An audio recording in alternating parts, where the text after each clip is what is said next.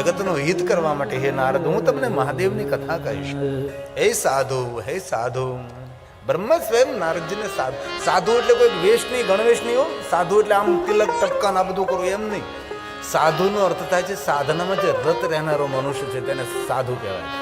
સાધુ કોઈ જ્ઞાની નથી, કોઈ જ્ઞાતિ, કોઈ જાતિ નથી સાધુ.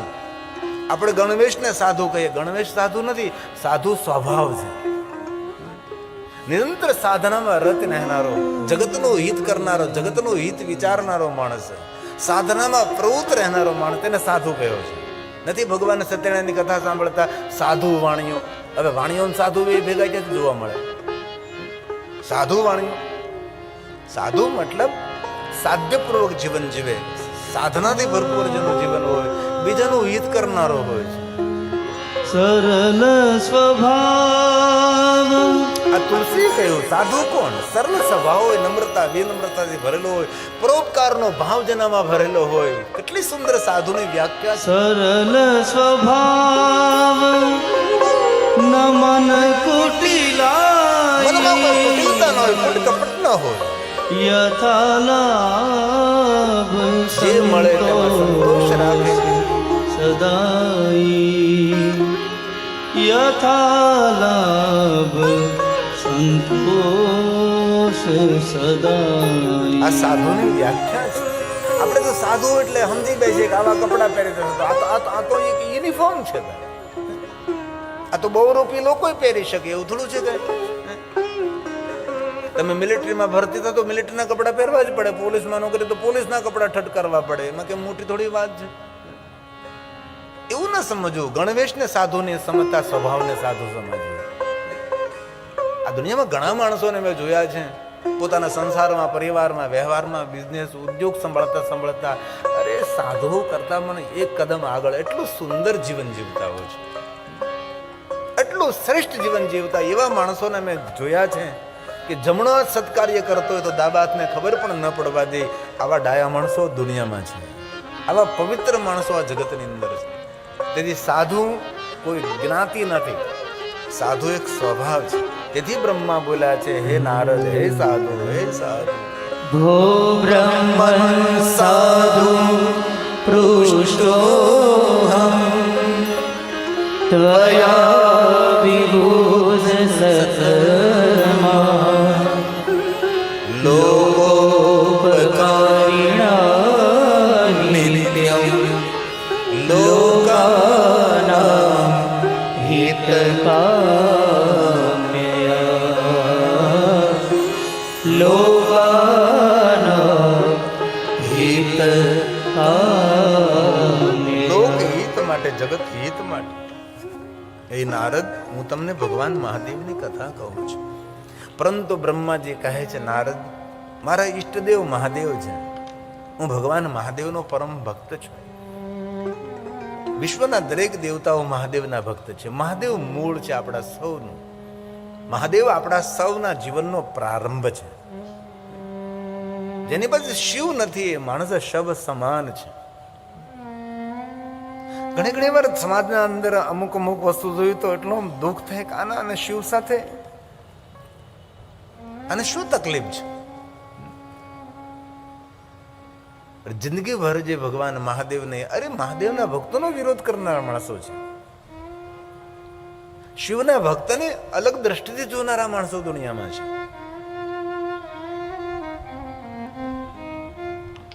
આપણે સૌરાષ્ટ્રના તો અમુક ગામડા એવા છે ને કે શિવથી સંપૂર્ણ વિરોધમાં છે. એ વિસ્તારમાં ક્યારેક કથા કરવા જાવ તો એ લોકો ગામ છોડીને ભાગી જાય.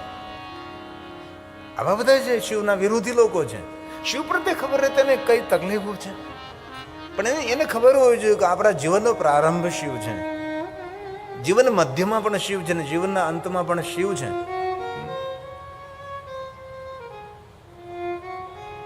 આપણા સૌરાષ્ટ્રના અમુક ગામડામાં તો નિયમ છે, કોઈ પણ માણસ દેવલોક પામે ત્યારે તેના નામનો દીવો શિવાલય મૂકવા જાય છે. બધા ભેગા થઈ સગા કુટુંબ થઈ ભગવાન રામની ધૂન લેતા લેતા શિવાલયે જાય દીવો મૂકવા માટે. પણ મેં જોયું છે, કારણ કે મારો જન્મ શિવાલયમાં થયો, જીવન પણ શિવાલયમાં વીત્યું, કારણ કે અમારી પરંપરા તો શિવ પરંપરા, ગિરિપુરી, ભારતી, વનર્ણ, તીરથ, સાગર, સરસ્વતી, અમે લોકો 10 નામ છે, અમારી તો પરંપરા શિવ છે. તમે જોયું છે, જે લોકો જીવતા શિવાલય નથી ગયા તેના દીવા પણ શિવાલય પોખતા નથી, વચ્ચે ઓલાઈ જાય છે. તો આપણું મૃત્યુ થાય પછી આપણા નામનો દીવો કોઈ શિવાલય લઈ જાય, તેના કરતા તો આપણે એકાદી વાર શિવાલય જઈ અને ભગવાન મહાદેવના સાનિધ્યમાં એક દીવોની દીપમાલા પ્રજ્વલિત કરી દે. અંજવાળું અંજવાળું આજ મારે અંજવાળું, સદગુરુ આવ્યા આજ મારે અંજવાળું. કેટલા ભક્તો શિવાલયમાં જઈને સુંદર દીપમાલા પ્રજ્વલિત કરે. દીપમાલાના દર્શનનો પણ બહુ મહિમા છે. આપણે હમણાં ચંદુભાઈ પણ મારી સાથે હતા, ચંદુભાઈ ગજેરા, હરિદ્વાર કથા હતી, ગજેરા પરિવાર અલ્પેશભાઈ ગજેરાની. કેટલી સુંદર ભવ્ય ગંગાના કિનારે આટલી દિવ્ય શિવ મહાપણ કથાનું આયોજન કર્યું હતું. ત્યારે પણ ચંદુભાઈ ગજેરા મારી સાથે હતા અને પૂરો ગજેરા પરિવાર હતો.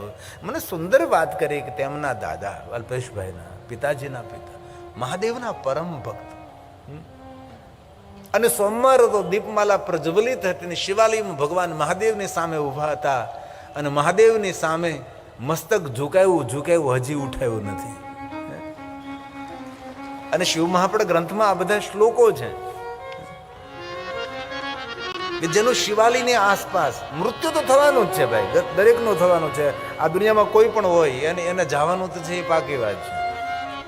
પણ શિવ મહાપણ ગ્રંથને શ્લોકાત્મક મારી પાસે બધી કથાઓ છે કે શિવાલયની આસપાસ કોઈનું પણ અંત થાય તો તેની પાછળ કોઈ પણ કર્મકાંડ, પૂજા પાઠ, કોઈ તર્પણ વિધિ ન કરવામાં આવે તો પણ એ જીવાત્મા ભગવાન મહાદેવના લોકને પ્રાપ્ત થાય છે. આ શિવજીનો શ્રેષ્ઠ મહિમા છે. અને જીવન પર્યંત જે શિવને ન માને, અંત સમયે જ્યાં તેને અગ્નિ સંસ્કાર કરવા લઈ જાય ત્યાં શિવ, એ શમશાનના દ્વારે શું લખેલું હોય છે? કૈલાસ નિવાસ. શમશાનના દ્વારે કૈલાસ લોકો લખે છે. આમ તો લખવું ન જોઈએ, કારણ કે કૈલાસ એ શમશાન નથી. કૈલાસ એ હજારો સ્વર્ગનું જન્મસ્થાન છે અને આને કૈલાસ કહ્યો છે. લોકો કૈલાસને, એક મારી પાસે શ્લોક છે, 1 જ મિનિટ ખાલી. કૈલાસનો કેટલો મહિમા છે. લોકો શમશાન ઉપર લોકો કૈલાસ લખે છે, એ ખરેખર બહુ ખોટું છે. મેં ઘણા શમશાનોની અંદરથી સમજાવીને કહ્યું કે ભાઈ શમશાન ઉપર કૈલાસ ન લખાય, એ કૈલાસનું અપમાન. કૈલાસ કોઈ શમશાન નથી. કૈલાસ તેને કહ્યું છે કે જ્યાંથી સ્વર્ગો ઉત્પન્ન થાય, જ્યાંથી સ્વર્ગના સુખો નિર્માણ થાય છે, જ્યાં શિવ અને પાર્વતી નિત્ય નિવાસ કરે છે, એ કૈલાસ. કૈલાસ કોઈ સામાન્ય નથી. જો આપણે કૈલાસ શબ્દ શમશાનમાં લખવા શરૂ કરી દઈશું તો કોઈના ઘર ઉપર કોઈ માણસ કૈલાસ નહીં લખે, કારણ કે આ તો ભાઈ શમશાન ઉપર લખેલું, આ ઘર ઉપર ન લખાય. અને પ્લસ કૈલાસ શબ્દ જો આપણે શમશાનમાં જ લખવાનું શરૂ કરી દઈશું તો કોઈ પોતાનું નામ કૈલાસભાઈ નહીં રાખે, કોઈ બહેન કૈલાસબેન નામ નહીં રાખે. તેથી ડાયા માણસોએ શમશાન ઉપર જો કૈલાસ શબ્દ લખેલો હોય તો કૈલાસ શબ્દને હટાવવો જોઈએ. આવું કોઈ જગ્યાએ નથી કહ્યું કે શમશાનના દ્વારે કૈલાસ લખવું. આ શિવ મહાપણ ગ્રંથનો શ્લોક છે. કૈલાસ કોને કે કૈલાસ ભવનમ રમ્ય, કૈલાસે ભવનમ રમ્યમ. રમ્ય દુનિયાની સુંદરમાં સુંદર કોઈ સ્થાન હોય તો કૈલાસ છે. કૈલાસ જાણ તમે દુનિયાનો કોઈ તમારા આપણા હૃદયમાં મનમાં વિચાર, ગંદો વિચાર પ્રગટ ન થાય. આમાંથી ઘણા ભાઈ બહેનો કૈલાસી આવ્યા છે. કેટલા કૈલાસ યાત્રા કરી, નરેશભાઈ કરી છે. બહુ કઠિન યાત્રા છે, સરળ યાત્રા નથી. એમાંય કૈલાસની પરિક્રમા તો ભગવાન દેખાડી દે ભાઈ. માનસ સરોવર નહીં, માનસ સરોવર, એનું સાચું નામ છે બ્રહ્મ સરોવર. એ બ્રહ્માજીએ બનાવેલું સરોવર છે. જે કૈલાસમાંથી જલ પીગળે એ બધું જલ એ બ્રહ્મ સરોવરમાં આવે છે. એક તરફ બ્રહ્મ સરોવર છે ને એક બાજુ રાક્ષસ તાલ છે. તમે તો સવારે જોયું હોય, તમે તો ગયા હોય. બહુ દિવ્ય સ્થાન છે. અમે તો 7 દિવસ ભગવાન મહાદેવની ત્યાં કથા ગાઈ હતી. દાર્જિન એકદમ કૈલાસની બાજુમાં. દિવસ તો વીતી જતો હતો પણ રાત્રિ બહુ જ કઠિન લાગતી હતી. 7 દિવસ અમે ત્યાં રોકાણા હતા. એ કૈલાસ કોઈ શમશાન નથી. કૈલાસ એટલે વિચારોની એકદમ પરમ નિવૃત્તિ, એ કૈલાસ છે. આ શિવ મહાપણ ગ્રંથનો શ્લોક છે कैलासे भवनं रम्यं पञ्चवक्त्रः शकारः ब्रह्माण्डस्य तथा नाशो तस्य नाशो वैनहि तस्य नाशो આ રુદ્ર સંહિતામાં સતીખંડની અંદર આ શ્લોક આપેલો છે. કૈલાસનું તેમાં ખૂબ મોટું સુંદર રમણીય વર્ણન છે. પરમ રમ્ય ગિરિવરુ કૈલાસું સદા જહાં શિવ ઉમા નિવાસ, જ્યાં ભગવાન શિવ અને ઉમા નિરંતર રહે છે. અને શું કરે છે? કથા કરે, ભગવાનની કથાનું ગાયન કરે છે. સિદ્ધ ગણ તપોધન સૌ કથાનું શ્રવણ કરે છે. નિરંતર જ્યાં કથા ગવાતી રહે છે એ કૈલાસ છે. પરમ રમ્ય ગિરિવરુ કૈલાસુ. સામાન્ય સ્થાન નથી ભાઈ, કૈલાસ બહુ દિવ્ય સ્થાન છે. હજી તો હમણાં લગભગ ભારતને કૈલાસમાં જવાની છુટ્ટી મળે નહીં મળે ખબર નહીં. ઘણા સમયથી કોરોના કાળ પછી આપણા ભારતીયોને જવા માટે અનુમતિ નથી. આમ તો કૈલાસ એ ભારતના પ્રાંતમાં હતો, પણ આપણે ઘણું બધું ગુમાવ્યું અને સંગઠનના અભાવે ગુમાવ્યું ને. આપણું સંગઠન ને એટલે આજે હું જ્યારે કથામાં આવતો હતો ત્યારે આ બધા જ એક સરખા કપડાં પહેરીને ગજરા પરિવાર મને લેવા માટે જ્યારે ત્યાં આવ્યા ત્યારે ખૂબ રાજી થયો. મેં ખૂબ હૃદયથી ધન્યતા આપી. એ કેટલો સુંદર એક સરખા કપડાં, એક સરખી મુખ પ્રસન્નતા. મેં તો આવી રીતે પરિવારમાં જો સંગઠન રહે તો દુનિયાની કોઈ તાકાત નથી આપણી સામે નજર પણ કરી શકે છે. બહુ જરૂરી છે પરિવારનું સંગઠન. પરિવાર કોને કહેવાય? જ્યાં પારાવાર પ્રેમ હોય તેને પરિવાર કહેવાય છે. તેથી કૈલાસની બહુ દિવ્યતા છે. આ તુલસીના શબ્દો છે, રામચરિતમાનસના શબ્દો છે. રમ્ય ગિરિવરુ કૈલાસુ સદા જહાં શિવ ઉમા નિવાસુ સદા જહાં શિવ ઉમા નિવાસુ. ભગવાન શિવજી નિરંતર જ્યાં કથા ગાય છે, ઉમા ભવાની કથાનું શ્રવણ કરે છે. સિદ્ધ તપોધન જોગી જન સૂર કિન્નર મુનિ વૃંદ આ બધા કથાનું શ્રવણ કરે છે. શંકર ભગવાન જ્યાં ભગવાનની કથાનું ગાયન કરે, દોહરો છે, રામચરિતમાનસ, કેટલા કેટલા કથાનું શ્રવણ કરી. ઉમા તો પ્રધાન શ્રોતા છે. જેમ આમાં પ્રધાન શ્રોતા મારા ગજરા પરિવાર છે. આ કથાના પ્રધાન શ્રોતા કોણ? તો કે ગજરા પરિવાર પ્રધાન શ્રોતા કહેવાય. તો કૈલાસમાં શંકરજી જ્યારે કથા કહે છે ત્યારે પ્રધાન શ્રોતા કોણ? ઉમા કહું મેં અનુભવ અપના સત હરિ ભજન જગત સબ સપના. ઉમા એ પ્રધાન શ્રોતા છે, જેમાં એ ગજરા પરિવાર પ્રધાન શ્રોતા છે. કોણ કથા સાંભળે છે? સિદ્ધ તપોધન જોગી જન સુર કિન્નર મુનિ વૃંદ, મુનિનો સમૂહ છે કથાનું શ્રવણ કરે છે. ને શિવ મહાપ્રદ ગ્રંથમાં કહ્યું પણ છે જે કથા સાંભળે છે ને કથામાં જે મૌન રહે છે તેને મુનિ સમજવું. મુનિ એટલે મૌન રહેવું, એ મુનિ. ભલે આપણે નારદને આપણે મુનિ કે નારદજી વધારે મૌન રહે છે, તેથી નારદને મુનિ કહેવાય છે. મૌન રહેવું એ મુનિ છે. પછી એવું નથી કહ્યું પુરુષ શરીર જ તે, નારી શરીર પણ જે મૌન રહે છે એ મુનિ છે. પણ ઘણાનું નામ મુનિ હોય પણ મૂંગી રહેતી જ ન હોય. નામ જ ખાલી મુનિ બેન રાખ્યું છે, મુનિ. મૌન રહેવું. મુનિ વૃંદ કથાનું શ્રવણ કરે છે. સિદ્ધ તપોધન, સિદ્ધ તપોધન જોગી જન સુર કિન્નર મુનિ વૃંદ. કિન્નર ભગવાન શિવજીના દરબારમાં રહેનારો આખો સમાજ છે. કિન્નર, કિન્નરોનો કોઈ દે અનાદર ન કરો, કિન્નરોનો કોઈ દે અપમાન ન કરો. એ શિવજીના લોકના અંશ છે. એ લોક આપણે ઘણીવાર તિરસ્કૃત દ્રષ્ટિથી તેને જોતા હોય છે.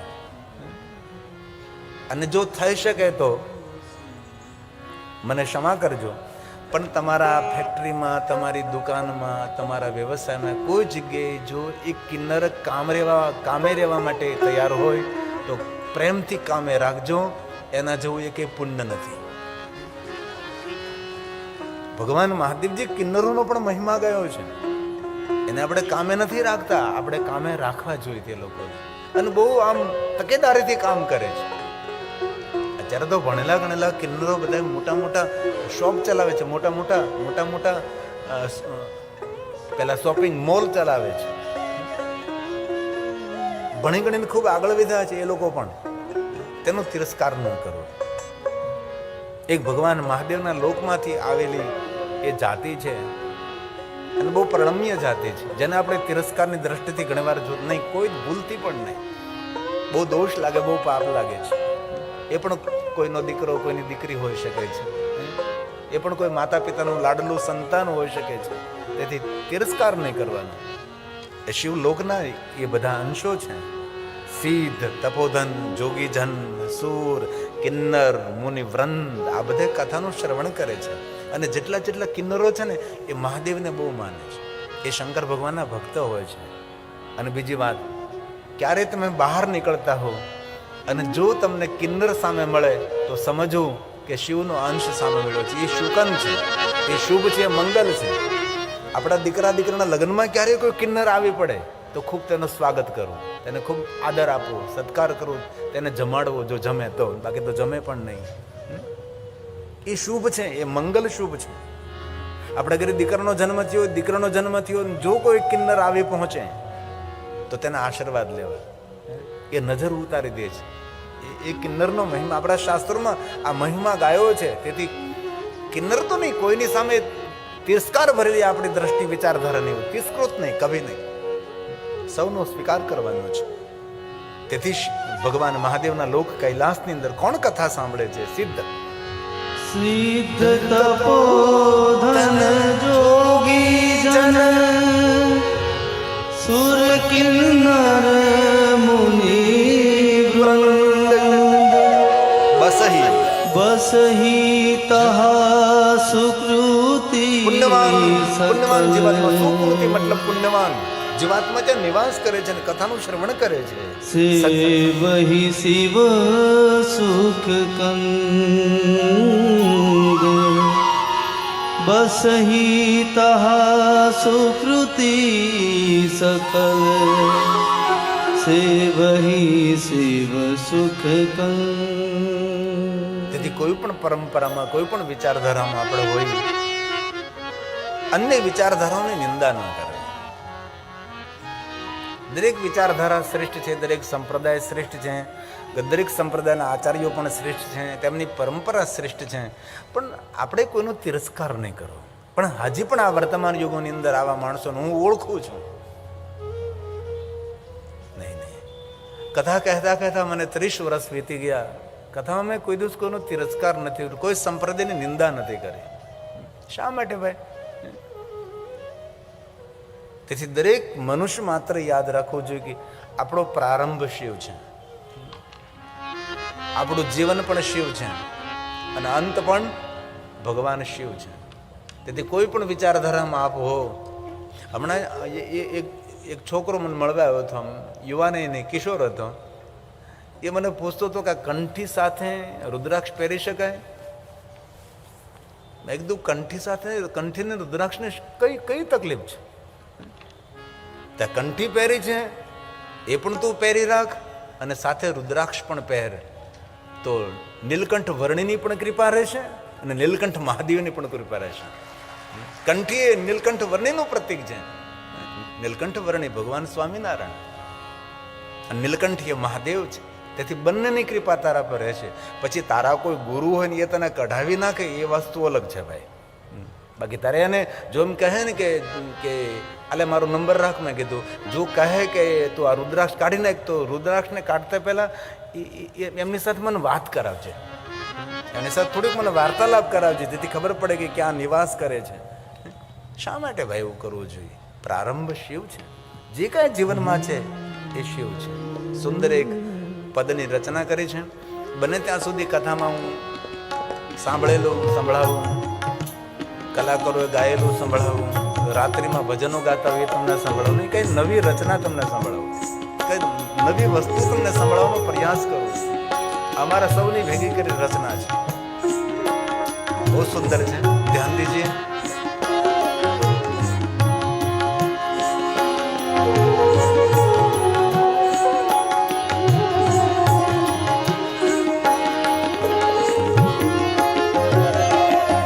जय महादेव शंभो हर महादेव शंभो. બોલીએ સાથે. जय महादेव शंभो हर महादेव शंभो. तू ही सत्य है, तू ही सनातन, तू ही सत्य है, तू ही सनातन. विश्वनाथ शंभो, विश्वनाथ शंभो. जय महादेव शंभो हर महादेव शंभो. जय महादेव शंभो हर महादेव शंभो.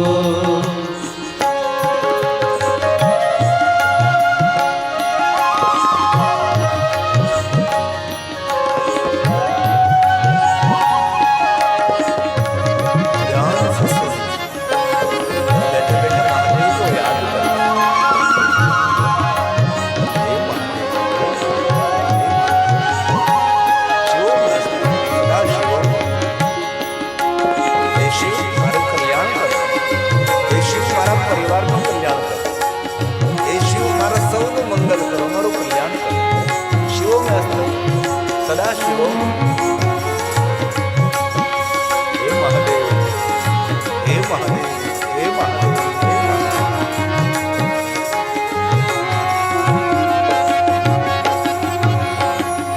आरंभ तू है, अनंत भी तू है, ज्ञान समाधि जीवन तू है.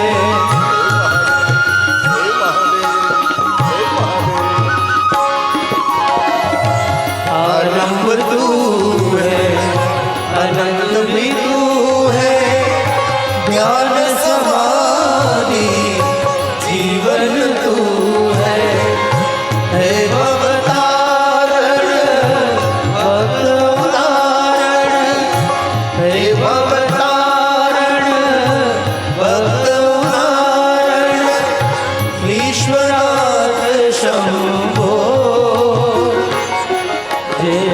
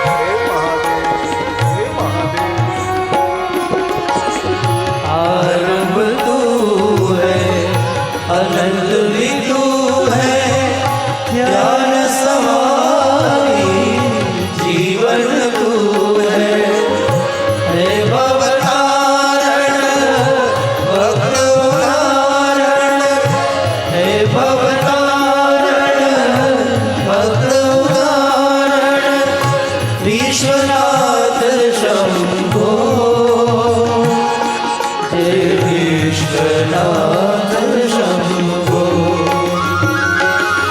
हे महादेव शंभो हर महादेव शंभो हे महादेव शंभो हर महादेव शंभो तू ही सत्य है तू ही सनातन तू ही सत्य है तू ही सनातन विश्वनाथ शंभो विश्वनाथ शंभो हे महादेव शंभो हर महादेव शंभो हे महादेव शंभो हर महादेव शंभो हर महादेव शंभो हर महादेव शंभो બ્રહ્મા નારદને કહે છે, નારદ આપના સમક્ષ ભગવાન મહાદેવની કથાનો પ્રારંભ કરું એ પહેલા ભગવાન શિવની સુંદર સ્તુતિ કરું. કારણ કે બ્રહ્માજી ભગવાન મહાદેવની કથા કહેવા જઈ રહ્યા છે તો ભગવાન શિવની સ્તુતિ કરે છે, કારણ કે બ્રહ્માજી મહાદેવના પરમ ભક્ત છે. સાંભળો નારદ, બહુ મોટી સ્તુતિ છે. બ્રહ્માજીની દ્રષ્ટિએ શિવ કેટલા શ્રેષ્ઠ છે, શિવજીની કેટલી શ્રેષ્ઠતા છે. અને પહેલે દિવસે પણ કહ્યું હતું કે સૌને ભગવાન શિવમાં પ્રીતિ ન થાય, સૌને ભગવાન મહાદેવમાં ભક્તિ ન થાય. બહુ જન્મોનું પુણ્ય જન્મ એકત્ર થયું હોય તેને જ ભગવાન મહાદેવની ભક્તિ પ્રાપ્ત થાય છે. આ પહેલે દિવસે મેં શ્લોકાત્મક આ વાત સમજાવી હતી. તેથી આમાંથી કોઈ પરમ શિવ ભક્ત હોય સમજવું એ પ્રણમ્ય છે, એ વંદનીય છે. શિવ ભક્તને સામાન્ય ન સમજો, શિવ ભક્ત એ પ્રણમ્ય, શિવ ભક્ત દર્શનીય છે. અને સ્વયં ભગવાન મહાદેવે કહ્યું કે ક્યારેય શિવાલય જવાનો સમય ન હોય અને ક્યારેય શિવ પૂજા કરવાનો સમય ન હોય, કોઈ પરમ ભગવાન મહાદેવનો ભક્ત શિવરતમ ભગવાન મહાદેવનો પરમ ભક્ત હોય એમનું દર્શન થઈ જાય તો સમજી લેવું કે ભગવાન મહાદેવનું જ મેં દર્શન કર્યું છે. આવું સ્વયં શિવજીએ પણ શિવ મહાપણમાં કહ્યું છે. અને એ પણ કહ્યું છે કે જેના ભાલમાં ભસ્મની બિંદી હોય, જેના કંઠમાં રુદ્રાક્ષ હોય, જેના મુખમાં નીલકંઠનું નામ હોય, આવા કોઈ મનુષ્યનું દર્શન થાય તો ત્રિવેણી સદૃશમ પ્રયાગ તીર્થની યાત્રા કરવાનું ફલ પ્રાપ્ત થાય છે. આ શિવ ભક્તોનો મહિમા છે. અને તેથી મહાદેવના ભક્તો હોય તેને નાનપને અનુભવે. કોઈ પણ મહાદેવના પરમ ભક્તો હોય, શિવ પરંપરામાં જે સંકળાયેલા હોય છે એને પોતાના જીવનને નાનું ન સમજો, નાનપનો અનુભવ ન કરવો. એને ગૌરવથી કહેવો હું કોઈ દેવનો ભક્ત નહોતું, તમારા દેવતાઓ જેની પૂજા કરીને મહાદેવનો ભક્ત છું. ગૌરવથી રહેવાનું તમારે. શા માટે આપણી જાતને નાના પર અનુભવીએ? આપણે દેવના ઉપાસક નથી, દેવો જેની આરાધના કરે છે એ મહાદેવના ઉપાસક આપણે છે. તેથી શિવના ભક્તોએ કોઈ નાનપનો અનુભવ ન કરવો. બ્રહ્મા નારદની સામે ભગવાન શિવની સ્તુતિ કરે છે. નમો સવનંત રૂપાય નીલકંઠ નમોસ્તુતે અવિજ્ઞાન સ્વરૂપાય કૈવલ્યાય મૃદાય ચ કૈવલ્યાય મૃદાય ચ. બ્રહ્માજીએ કહ્યું નારદને કે નારદ, ભગવાન શિવજી કાળકુટ નામનો વિષ પીધું. ઝેર કોણ પી શકે? જે માણસ અમૃતથી ભરેલો હોય છે. જેનામાં અમૃતત્વ ન હોય એ વિષ કઈ રીતે પી શકે છે? સમાજનો અનાદર અને સમાજનું અપમાન કોણ કરી શકે? જે માણસ પોતે માન સન્માનથી ભરેલો છે. જે માણસ સન્માનિત છે એ બીજાનું અપમાન સહન કરી શકે છે. તમારે જો સમાજના મૂર્ધન્ય મોટા માણસો હોય ને, એ સમાજને આગળ લઈ જવા માટે ઘણું બધું કામ કરતા હોય, પણ ઘણું બધું કામ કરતા કરતા સમાજનો અનાદર પણ સહન કરતા હોય છે, સમાજની નિંદા પણ સહન કરતા હોય છે, સમાજના નહીં બોલાયેલા શબ્દો પણ એ સાંભળીને મૌન રહેતા હોય છે. એ કોઈનો અનાદર કરવા ન જાય. કારણ કે મોટો માણસ હોય તેને સમાજનું સહન કરવું જ પડે. સમાજને આગળ લઈ જવા માટે જે માણસ આગળ ઝંડો ઉપાડી રહ્યો છે તેને સહન કરવાનું જ રહ્યું. તેથી ભગવાન શંકરજી અમૃત સ્વરૂપ છે, તેથી વિષ પીધું છે. કોઈ દેવતાએ જાહેર નથી પીધું, દરેક દેવતાએ અમૃતનું પાન કર્યું છે. પણ મારા મહાદેવજી વિષપાન કર્યું છે. શા માટે?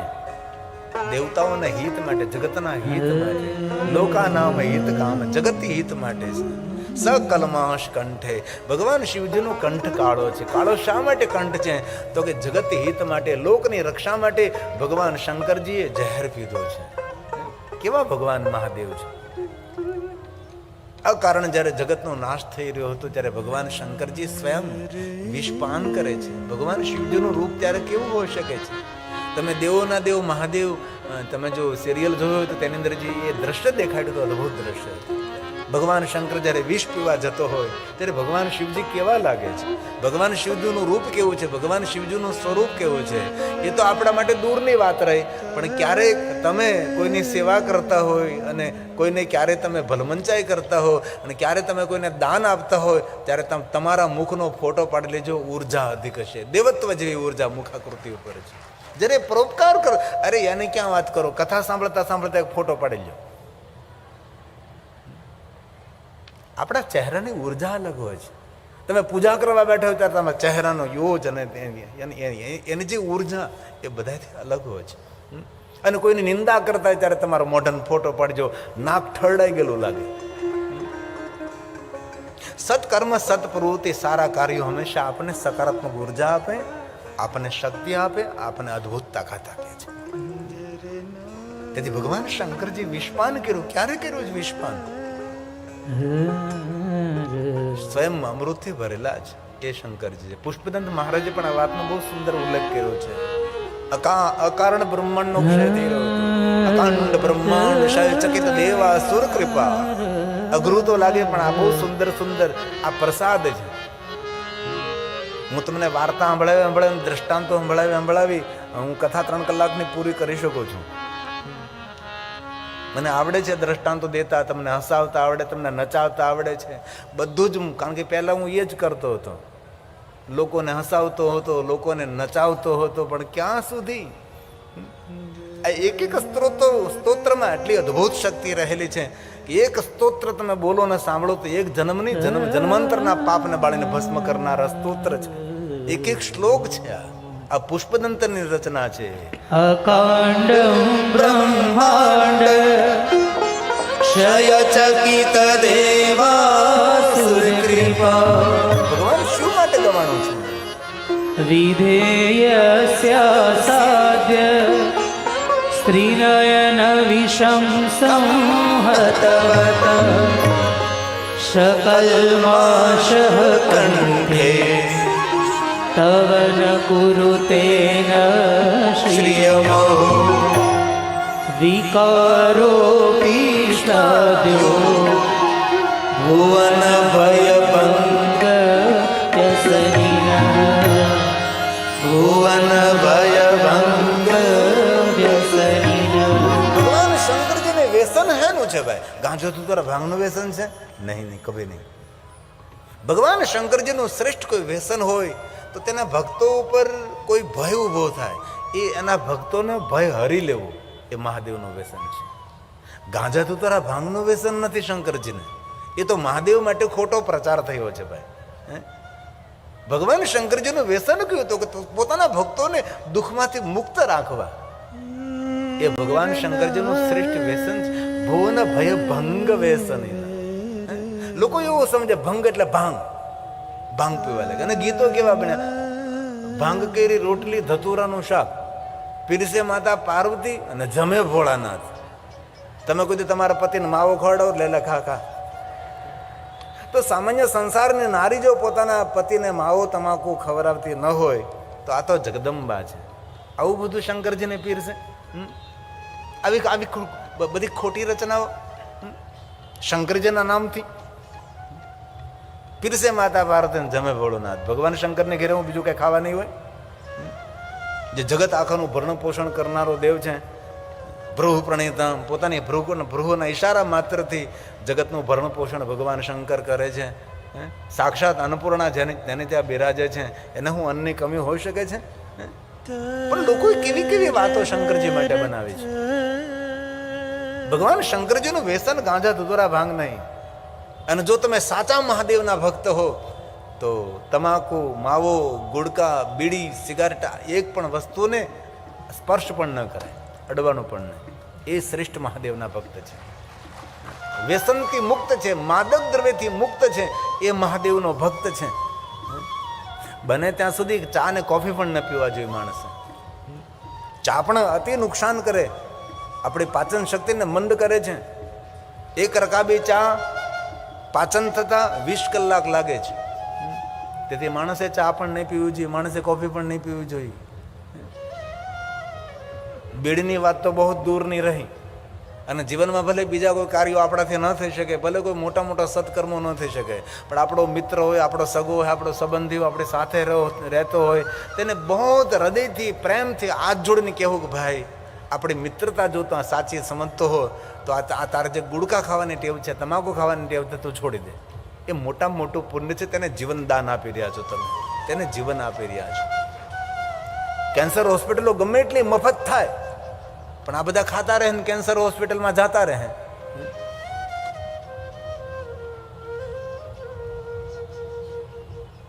માવો મોઢામાં હોય, કેવું કેવું મુખ કેટલું કદરૂપું લાગે તેનું. માણસ સારો ન દેખાય, માણસ કદરૂપો દેખાય. મોઢામાં તમાકુ હોય, ગલોફામાં માવો ભર્યો હોય, માણસ સારો ન દેખાય ને, એ બહુ કદરૂપો દેખાય, સારો ન લાગે. તેના દાંત કેટલા ખરાબ થઈ ગયા હોય, તેના ઓઠ કેટલા કાળા પડી ગયા હોય. શા માટે ભાઈ? ભગવાને સુંદર શરીર આપ્યું છે, એને સાચવીએ જરા. આપણે તંદુરસ્ત રહીએ, રોગ મુક્ત રહીએ, આહલાદિત રહીએ, આનંદિત રહીએ, પ્રફુલ્લિત આપણે રહીએ. ભાંગ વાવી ભોળાનાથે, નીંદે છે ગણેશ. પાર્વતીજી પાણી વાળે છૂટા મિલી કેશ. હવે ખેતરમાં પાવડોને પાણી વાળતા હોય તો વાળ છૂટાય તો પાણી વાળે ફાબે ખરું ભાઈ? કોઈ પણ બહેનો, હવે તો તમે સૌ પુણ્યવાન બહેના છો એટલે અમદાવાદમાં આવી ગયા, બાકી તો પાવડોને પાણી વાળતા આપણે ખેતરમાં, તો વાળ છૂટાય તો પાણી વાળવાનું ફાવે નહીં. એ તો વાળને બાંધવા જ પડે. ઘરકામ કરતા હોય તો પણ અમારી બહેનો વાળને બાંધી દે છે. રસોઈ બનાવતી હોય તો વાળને બાંધી દે, ઘરકામ કરતી હોય તો વાળને પોતાના બાંધી દે. હવે ખેતરમાં પાણી વાળે છૂટા મેલી કેશ, કેટલું ખોટ. જેને લખ્યું એને મારે ક્ષમા, ભગવાન માફ કરે. કોને લખ્યું મને ખબર નથી, પણ શિવજી માટે આવું શા માટે ભાઈ? નિંદે છે ગણેશ. એટલો ગણ અધ્યક્ષ, દેવતાઓનો આગેવાન, એક ખેતરમાં દાંતરડી લઈને નિંદવા જાય. ભાંગ વાવી ભોળાનાથે, પાછું ભાંગ વાવી. બોલો કાક બાજરો ઘઉં કે ચોખા વાવ્યા હોત તો સમજ આપણે. હા, તો ભાંગ વાવી ભોળાનાથ. તેથી શંકરજીનું જીવન ચરિત્ર સૌથી અલગ છે. ભગવાન શિવજી સૌથી નિરાલા છે, સૌથી અલગ મહાદેવ છે. શિવજીનું ચરિત્ર સમજવું, સમજાવવું મુશ્કેલ છે. એ ભગવાન શિવ છે. દેવ અભય વરદાન. ભગવાન શંકરજી મોટામાં મોટું વરદાન આપે છે, ભય મુક્ત કરે છે ભગવાન મહાદેવજી.